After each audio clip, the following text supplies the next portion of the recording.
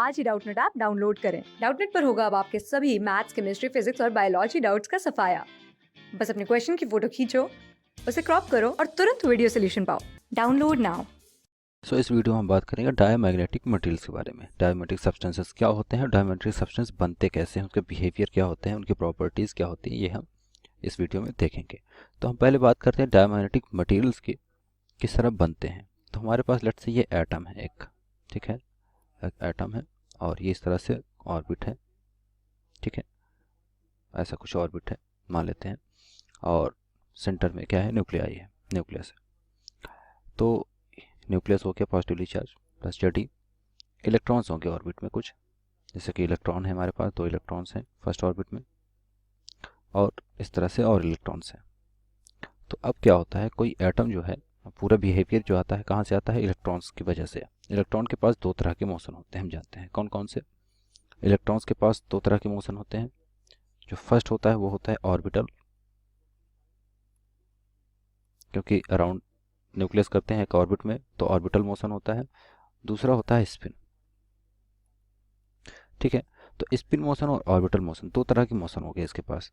तो जो diamagnetic substance होते हैं उनमें क्या होता है कि जो भी इलेक्ट्रॉन्स होते हैं इनका जो टोटल सम आता है, रिजल्टेंट आता है, स्पिन का जो होता है 0 होता है। स्पिन का क्या होता है, 0 होता है। और ऑर्बिटल का क्या होता है, 0 होता है। तो इसके वजह से क्या होता है, टोटल जो नेट इफेक्ट होता है, नेट मैग्नेटिक मोमेंट, यहाँ पर बात करें तो net magnetic moment, magnetic moment जो होगी वो क्या होता है, कैपिटल एम से डिनोट करते हैं और ये होगा 0। तो ये किस वजह से होता है, क्योंकि इलेक्ट्रॉन्स के किसी भी एटम का मैग्नेटिक मूवमेंट किस वजह से आता है, इलेक्ट्रॉनिक मूवमेंट की वजह से। तो इलेक्ट्रॉन का मूवमेंट जो है अगर वही 0 हो रहा है, टोटल जो सम है स्पिन एंगुलर मोमेंटम और ऑर्बिटल एंगुलर मोमेंटम, या स्पिन मोशन और ऑर्बिटल मोशन की वजह से जो मैग्नेटिक फील्ड जनरेट हो रही है एटम की, वही अगर उसका रिजल्टेंट ही 0 हो गया तो एटम का क्या हो जाएगा, एटम का 0 हो जाएगा। तो एटम के पास क्या हो गया, 0 हो गया मैग्नेटिक फील्ड। तो इस वजह से ये क्या होता है, डायमैग्नेटिक। डायमैग्नेटिक मटेरियल मतलब जो मैग्नेटिक बिहेवियर शो नहीं करते हैं, ठीक है। अब इसकी प्रॉपर्टीज़ की बात करते हैं। ये तो हो गया किस तरह से डायमैग्नेटिक मटेरियल बनते हैं। अब अगर बात करें प्रॉपर्टीज़ की, प्रॉपर्टीज़, ठीक है, प्रॉपर्टीज़ की बात करें तो फर्स्ट प्रॉपर्टीज़ की है जो इसकी ससेप्टिबिलिटी होती है।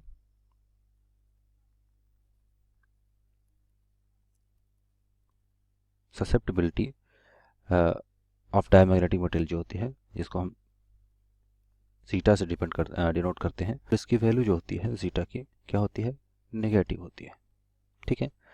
तो इसकी वैल्यू नेगेटिव होने की वजह से क्या होता है, जब नेगेटिव हो गई तो ससेप्टिबिलिटी का मतलब यही होता है कि कितने जो है जो कोई भी सब्सटेंस है उसकी एबिलिटी कितना है कि वो मैग्नेटिक बिहेवियर को कितनी देर तक होल्ड करके रख पाता है, ठीक है। तो अगर इसका देखें टेम्परेचर के साथ, अगर इसका रिलेशन देखें, या सेकंड हम प्रॉपर्टी बात करते हैं टेम्परेचर।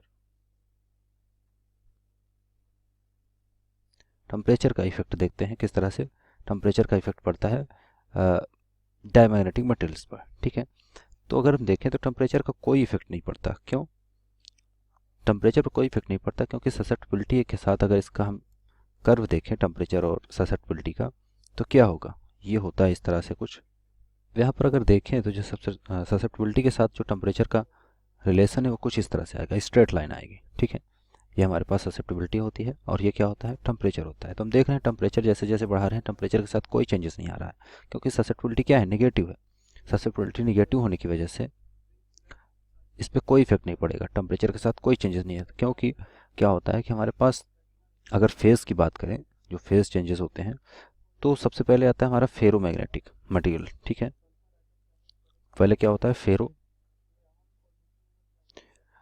फेरोमैग्नेटिक मटेरियल को जब टेम्परेचर के साथ चेंज करते हैं तो क्या बन जाता है, पैरामैग्नेटिक बन जाता है, ठीक है। पैरामैग्नेटिक, और पैरामैग्नेटिक के आगे लिमिट मतलब पैरामैग्नेटिक लिमिट के आगे तक अगर हम टेम्परेचर को एक्सटेंड करते हैं, उसकी वैल्यू को बढ़ाते हैं, इंक्रीज करते हैं, तो वो बन जाता है डायमैग्नेटिक, ठीक है। अब डायमैग्नेटिक के आगे ऐसा कोई मटेरियल होता ही नहीं जहाँ तक कि वो चेंज होके उसमें जाए, ठीक है। तो एग्जिस्ट ही नहीं करता कोई मटेरियल डायमैग्नेटिक के बाद कि जो है उसमें चेंज हो। तो इसके पास मटेरियल के पास सारी जो उसकी प्रॉपर्टीज़ है, मैग्नेटिक प्रॉपर्टी, वो लूज़ कर चुका होता है पैरामैग्नेटिक से, जब वो डायमैग्नेटिक में चेंज होता है, ठीक है। तो उसके पास डायमैग्नेटिक मतलब कोई भी मैग्नेटिक बिहेवियर वो शो नहीं कर रहा होता है, ठीक है। और अब हम बात करते हैं थर्ड प्रॉपर्टी की इसके, ठीक है। सो थर्ड प्रॉपर्टी की अगर बात करें तो जो क्या होता है कि ये टेम्परेचर पर पहली बात तो डिपेंड नहीं करता, ससेप्टिबिलिटी की वैल्यू क्या होती है, नेगेटिव होती है। और इसकी जो परमेबिलिटी होती है,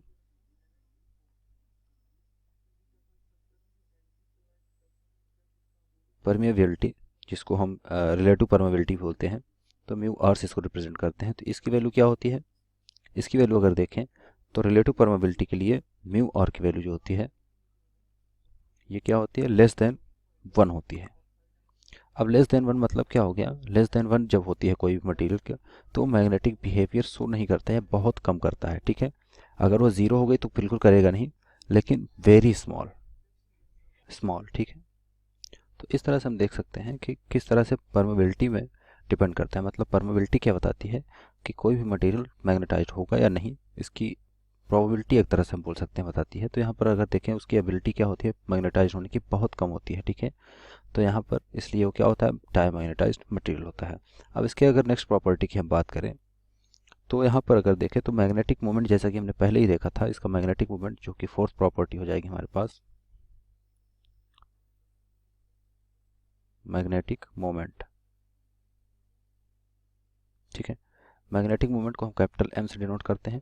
अब मैग्नेटिक मोमेंट जैसा कि हमने देखा था पूरे एटम का क्या था, जीरो हो गया था। तो पूरे मटेरियल अगर उसी तरह से जीरो एटम के वाले मटेरियल का मतलब कोई ऐसा मटेरियल है जिसके सारे एटम के मैग्नेटिक मोमेंट जीरो हैं, तो पूरे मटेरियल का क्या आएगा इफेक्टिव, वो भी क्या आएगा, एम इक्वल्स टू आएगा जीरो हमारे पास। मतलब मैग्नेटिक मटेरियल जो होता है वेरी लो होता है कह सकते हैं, या हम बोल सकते हैं अप्रॉक्सीमेटली वो होता है ज़ीरो के इक्वल, ठीक है, या ज़ीरो ही मान के चलते हैं। इस वजह से ये जो है मैग्नेटिक बिहेवियर शो नहीं करता है। एक केस में ये मैग्नेटिक बिहेवियर शो करता है, वो केस है जब मैग्नेटिक फील्ड जो है फॉरवर्ड डायरेक्शन में लगी हो और ये जो है डायरेक्शन अपोजिट डायरेक्शन मतलब मैग्नेटाइज्ड होता है कब, जब मैग्नेटिक फील्ड जो है अपोजिट डायरेक्शन में लगाई जाए, ठीक है। मतलब नेगेटिव मैग्नेटिक फील्ड अगर लगाई जाती है, क्योंकि ससेप्टिबिलिटी नेगेटिव होती है तो इस वजह से वो नेगेटिव डायरेक्शन में फील्ड लगाने की वजह से वो थोड़ा सा जो है मैग्नेटिक बिहेवियर शो करना स्टार्ट कर देते हैं ये मटेरियल, ठीक है। बट बहुत कम होता है, फीबली मैग्नेटाइज होते हैं। सो इस वजह से हम बोल सकते हैं कि डायमैग्नेटिक मटेरियल्स जो होते हैं वो क्या होते हैं, नॉन मैग्नेटिक एक तरह से होते हैं, ठीक है। और इस तरह से उनके जो मैग्नेटिक मोमेंट होता है वो जीरो के अप्रॉक्सीमेट होते हैं और प्रोबेबिलिटी उसकी लेस देन 1 होती है। और इसी तरह ससेप्टिबिलिटी नेगेटिव होती है जो कि बहुत स्मॉल है।